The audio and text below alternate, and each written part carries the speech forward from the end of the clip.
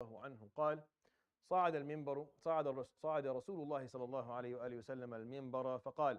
The hadith in collection in Abu Dawood in his Sunan with an authentic chain of narration narrated to us by Abu Barz al-Aslami. And he tells us that the Prophet ﷺ got on the minbar one day and said the following words, and the theme of unlawfulness of harm is still recovering here. And this is a heavy one, and not the language, but really just the topic or the concept, the way he says it, alayhi salatu wasalam, is he gets on the minbar and he says this thing.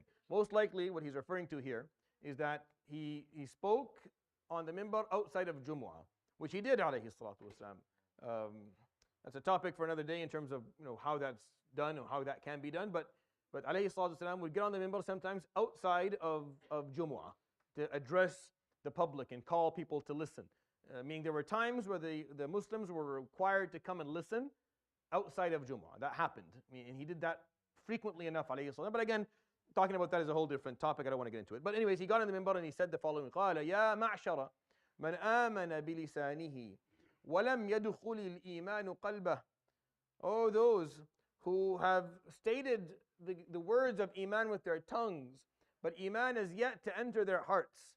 So it's a heavy, it's a little bit of a pinch he's giving alayhi salam to certain people. And of course something had happened that led up to him saying this, but لا تغتابوا المسلمين ولا تتبعوا عوراتهم. Don't backbite others and don't follow their awrat. Follow their awrat, don't search for their flaws and shortcomings. Don't look for the aspects of their lives that they want to conceal from the eyes of other people out of shame, embarrassment, or just privacy. Don't follow that. Don't look for it. Don't try to find something out about someone that they don't want you to find out, or they put in some effort for you not to find out.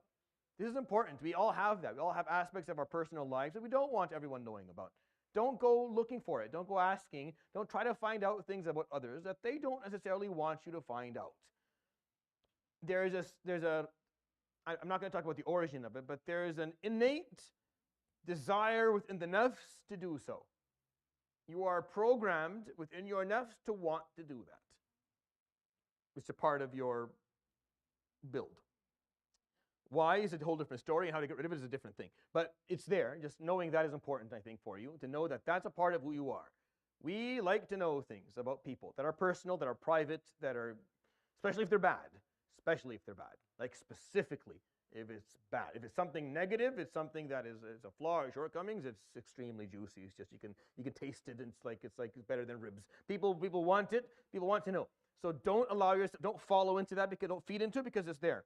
So the Prophet ﷺ got on the minbar and he said these words. Those who act like they are believers, they say it with their tongues, but it's not in their hearts yet, because meaning that they're not practicing it yet. Don't backbite. Don't speak about people behind their backs, and don't look and search for their privacies and that which you do. فإنه من اتبع عوراتهم يتبع الله عورته ومن يتبع الله عورته يفضحه في بيته. Said, because the one who seeks the flaws and the privacies of others, Allah subhanahu wa ta'ala will go after his. And the one whom Allah subhanahu wa ta'ala goes after his privacies, He will expose him within his own house. Within his own house, يَفْضَحُهُ. He'll expose you inside your home. Forget about being exposed outside your home. He'll expose you to inside your house. He'll be exposed. بيفضحك في بيتك. والعياذ بالله. والعياذ. Allah subhanahu wa ta'ala السلام. اللهم سلم يا رب. اللهم اغفر لنا وارحمنا. This is a very, very heavy hadith, and it's a very important one as well. Beware of, this is harm. Beware of saying bad things about other people. Beware of trying to figure out something about them that they probably don't want you to know, and you have no business knowing. Because if you do that, then Allah subhanahu wa ta'ala will go after yours, and then you'll be exposed within your own house. There's no way you can run away from him, subhanahu wa ta'ala. He'll get it out. And that's not how we function.